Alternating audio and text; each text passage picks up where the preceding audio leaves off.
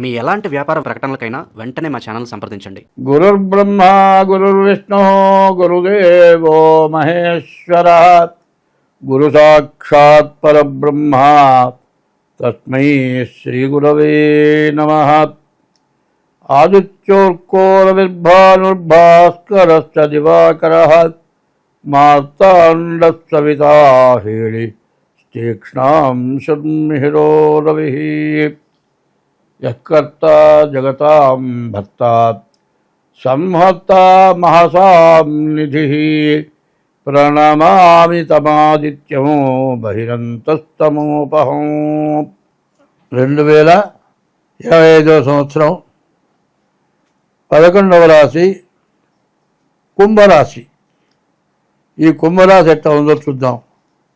ఈ కుంభరాశికి శని ద్వితీయానికి వచ్చాడు. కానీ ఈ ద్వితీయానికి వచ్చిన శని మళ్ళీ వక్రించి వెనక్కి వచ్చాడు. ద్వితీయానికి వచ్చిన శని ధనాధిపతి, ధనాన్ని రక్షిస్తాడని కాదు. ఇప్పుడు నవంబరు 27 వరకు వక్రించి ఉన్నటువంటి శని వల్ల ధనాన్ని భక్షిస్తాడు, రక్షించడు. కనీసం ఎట్లా ఉంటుందంటే మతి స్థిమితం ఉండదు. డబ్బులు బ్యాంకు నుంచో 4 లక్షలు తెచ్చామనుకో, ఎక్కడ పెట్టాలి? బీరువాలో పెట్టుకోవాలి.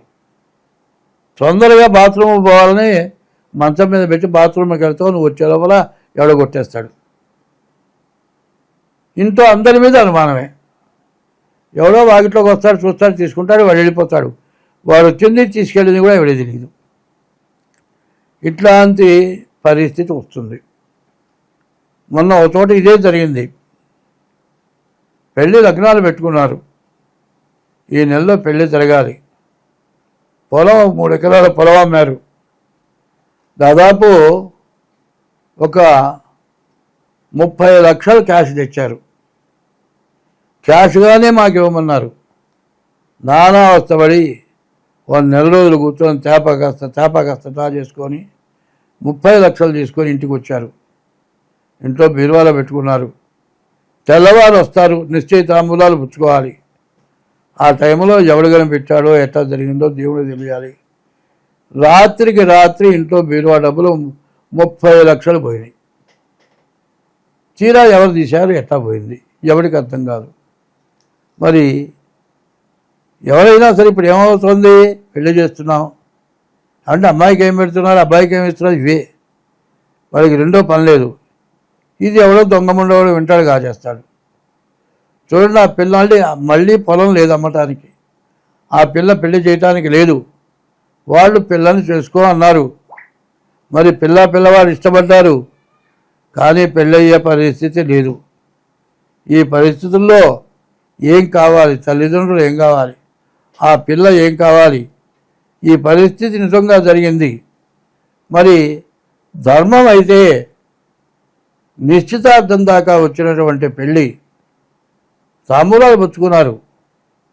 అయితే నిశ్చితార్థం అనేది పూలదండలు వేసి, ఫోటోలు తీసి, భోజనాలు పెట్టి పెళ్ళి అంతా చేస్తున్నారు. ఎందుకంటే కట్నం ఇచ్చిన తర్వాత మా అమ్మాయి పెళ్లి కాలేదు అంటానికి వీళ్ళది, పెళ్ళి అయిందని కోర్టులో వేయటానికి ఆధారం కోసమని పూలదండలు వేయకూడదు. పూలదండలు వేస్తే పెళ్ళైన దాని కిందే లెక్క.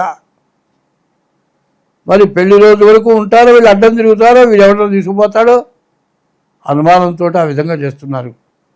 తెల్లవారి పెళ్లి నిశ్చితార్థం జరగాలి, ఆగిపోయింది. వాళ్ళ పరిస్థితి ఏమిటి? చివరికి నాబోటి వాడిని అడిగితే నేను ఇదే చెప్పా. డబ్బులు వస్తాయి రావు తర్వాత సంగతి. వాళ్ళు బతికుండాలి అంటే, ఆ పిల్ల తల్లిదండ్రులు బతకాలి అంటే, చావకుండా ఉండాలంటే ఆ పిల్లని పిల్లవాడు పెళ్లి చేసుకుంటే మంచిది. వాళ్ళు చచ్చిన తర్వాత ఆ పాపం చుట్టుకొని మీ వంశం నాశనం అయిపోతుంది. ఇది బాగా ఆలోచించండి అని చెబితే తల్లిదండ్రులు కూడా ఒప్పుకోలే. చివరికి ఆ పిల్లవాడు ఏమైనా సరే నేను ఆ పిల్లనే చేసుకుంటానని చేసుకున్నాడు. మరి వాళ్ళ పూర్వజన్మ పుణ్యమేదో ఉండి ఆ పెళ్లి జరిగింది. మరి రిపోర్టు చేశారు, కేసు అయింది. అది ఏమైందో మనకు తెలియదు. ఇట్లాంటి పరిస్థితులు వస్తున్నాయి. ఈ కుంభరాశి వాళ్ళకి ఇట్లాంటి పరిస్థితి వచ్చింది.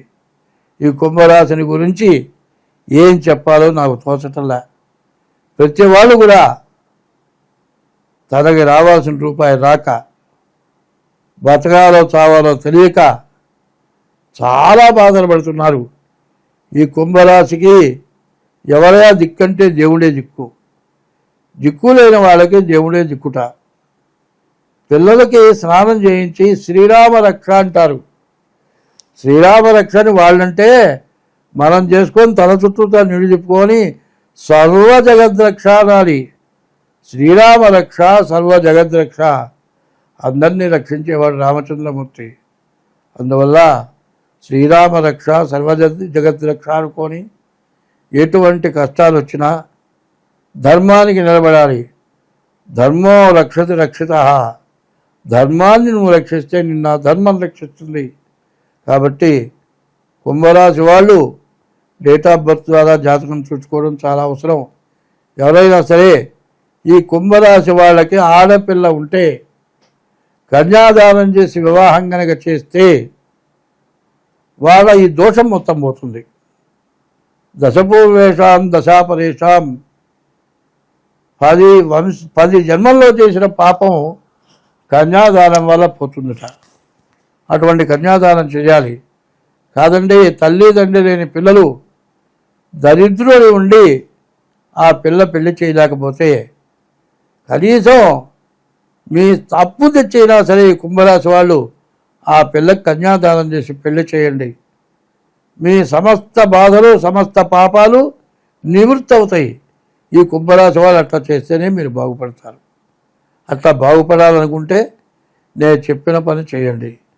ఎక్కడైనా సరే కనీసం పెళ్ళి జరిగే చోట కనీసం ఒక 50 మంది భోజనం ఖర్చున్నా పెట్టండి. కాదండి అన్నిటికంటే ఏ స్వీటో ఏ హాటో అందరికి వచ్చేట్టుగా ఇవ్వండి. ఇట్లా చేయటం అన్నిట్లోకి కూడా విశేషమైంది విస్తళ్ళు. విస్తళ్ళు చాలా విశేషమైనవి. విస్తళ్ళు అయితే అందరు ఇస్తారు, అందరూ విస్తళ్ళు ఇస్తారు, నెత్తిన మోసుకుని పోవాలి. ఏమీ లేని వాళ్ళైతే విస్తళ్ళు ఇవ్వండి. దేవుడి దేవల మీకు అన్ని విధాలా బాగుంటే భోజనం ఖర్చులో కొంత ఖర్చు పెట్టండి. ఏ పెళ్ళైనా చేయండి. ఈశ్వరుడికి రోజు అభిషేకం చేయించుకోండి. ఒక బ్రాహ్మడు 4 రోజులు బతికేటట్టుగా గ్రాసం ఇవ్వండి. దరిద్రులైన వాడిని పోషించండి. అంటే నన్ను పోషించమని నేను అడగట్లేదు, నేను ఎవరికి చేయి చాపలేదు, ఊరికి నేను ఇస్తే తీసుకుంటాను, నేను సిద్ధంగా లేను. నా లాంటి వయసు వాళ్ళు జరక్క పిల్లలు అన్నం పెట్టక బాధలు పడేవాళ్ళు ఉన్నారు. అట్లాంటి వాళ్ళని ఈ నవంబర్ నెలలో ఈ శని దోషం ఉన్న వాళ్ళు ఎవరైనా సరే ఒక 4 రోజులు వాళ్ళకి భోజనం పెడితే, భోజనం మిమ్మల్ని పెట్టమని కాదు, బ్రాహ్మణుడు మీరు వండి పెడితే తినడు. మరి ఆ బ్రాహ్మణుడు బతకాలంటే ఆ బ్రాహ్మడికి అన్నదానం చేయాలి. అన్నదానాన్ని మించింది లేదు. ఒక బ్రాహ్మడు ఒక 4 రోజులు అన్నం తినేట్టుగా పప్పు ఉప్పు గ్రాసం అంతా ఇవ్వండి. వాళ్ళు బతుకుతారు, మీ దోషాలు పోతాయి. మరి ఈ విధంగా ఉంటే మీకు అన్ని విధాలా బాగుంటుంది. దానికోసమే అన్నదానము కన్నా అధిక దానం లేదన్నారు. అటువంటి దానం చేస్తే మీరంతా బాగుంటారు. స్వస్తి.